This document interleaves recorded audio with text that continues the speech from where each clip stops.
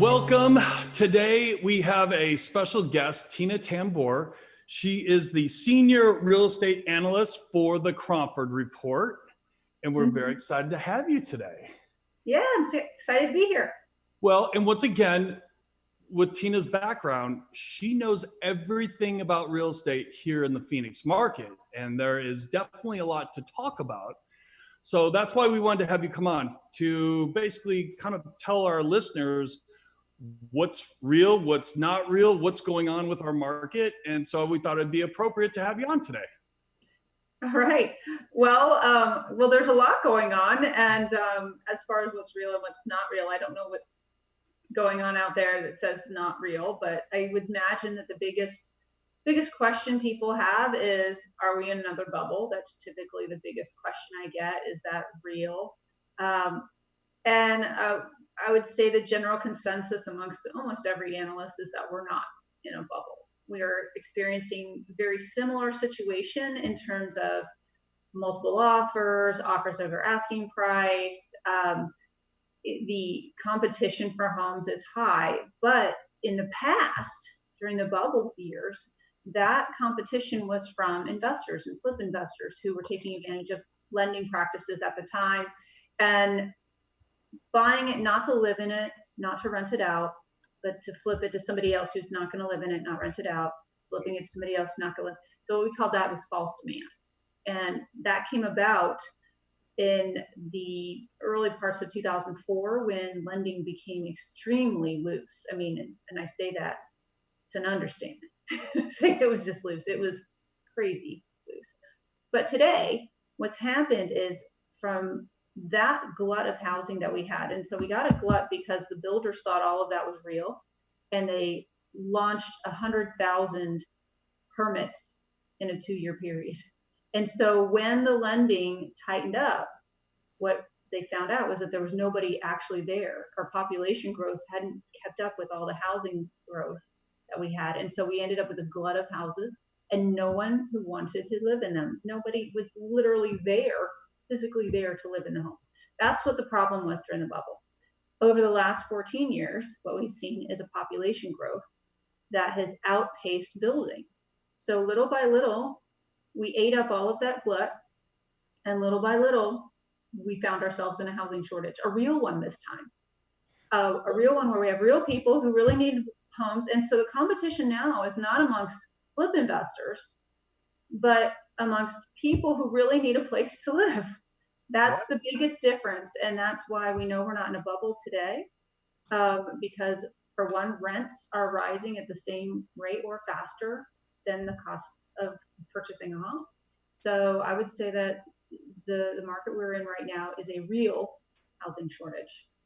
Well, and we're getting the buyer that's like, well, I'm going to hold off until everything collapses and I'm going to be able to pick up this $500,000 house for half price. And, you know, once again, sharing those indicators, they still think there's going to be this massive crash. And the numbers absolutely do not support a crash. Anybody who understands where we were prior to the 2008 crash, or even the beginning of that. So where we were in supply and demand, we had 58,000 listings in the MLS. 58,000 before prices went down. Prices weren't even declining. We had 58,000 listings. We had 4,000 in escrow. 4,000 people had contracts. That was where we were before prices dropped. Prices hadn't even started collapsing at that point. So where we are today is completely the opposite. We actually have just under 13,000 in escrow today. So, you know, 3 times the number of contracts are in the escrow today. And we have fewer than 8,000 active listings. So in order for us to just get to the point to where prices would decline, we would have to see supply skyrocketing right now. And that's just not happening. You're not going to see prices decline in the time frame that these buyers or even sellers expect them to happen, because the market just doesn't move that fast. The residential market doesn't move like the stock market or even the rental market for that matter. It moves like a slow oil tanker You turn the wheel and it just goes, it just doesn't go that fast. It would take us years to get to a place to where supply and demand would be prior to the 2008.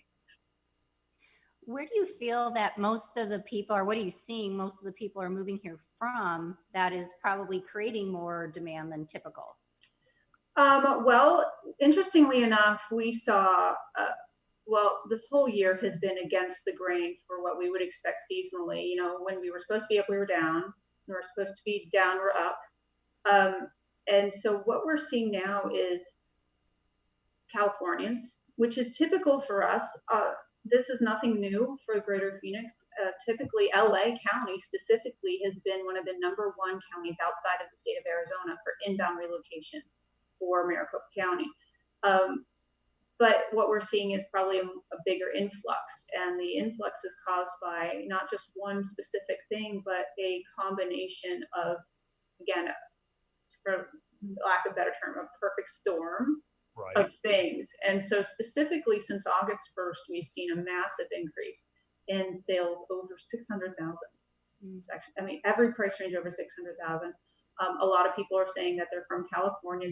The agents that I talk to say they're Californians. So let me ask you this, and this is a election question. I'm not going to ask you who you think's going to win, but during this election time of year, what kind of effects does this have on our housing market?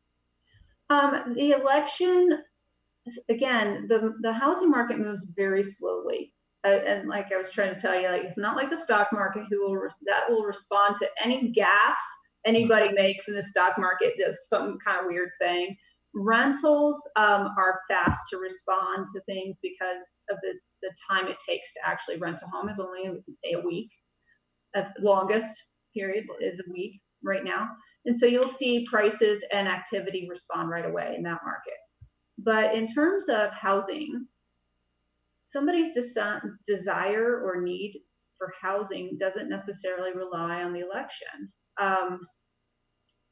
It tends to affect maybe luxury a little bit more because of the stock market, wherever you're a little more connected to the stock market, jumbo financing and so on, you might see some fluctuation there. But overall, historically, there's no effect. The election itself has no effect. But what I will say is this.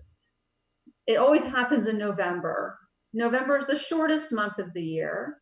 It's typically in the fourth quarter, which is the least active for buyers every year, And so typically you'll see something that says, oh, there were fewer sales in November than October. And it must clearly be because people were waiting for the election. And that's just not the case. It's just it happens every year.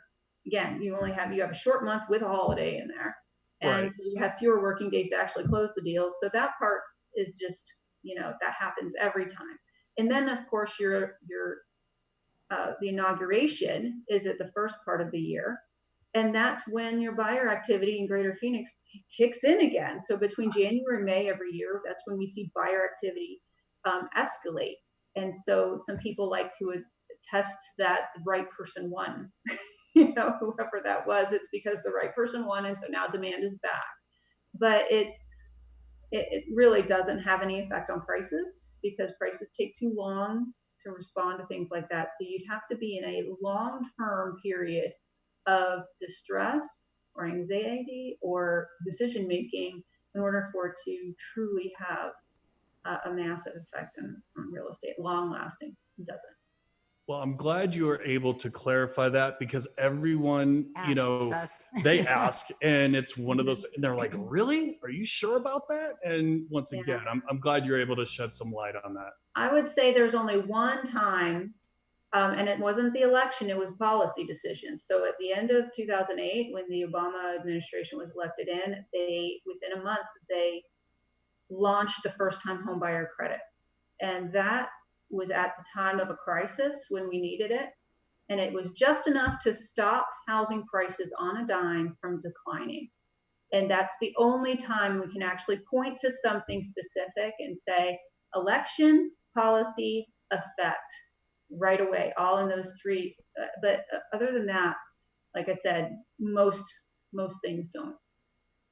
Well, Tina, we really do appreciate your time. I know that you have back-to-back Zoom meetings today, but nonetheless, we really appreciate you coming on and clarifying what's going on in our market. And yeah, overall, I would say if somebody's wondering if they should buy, the projection for Phoenix's prices will continue to rise.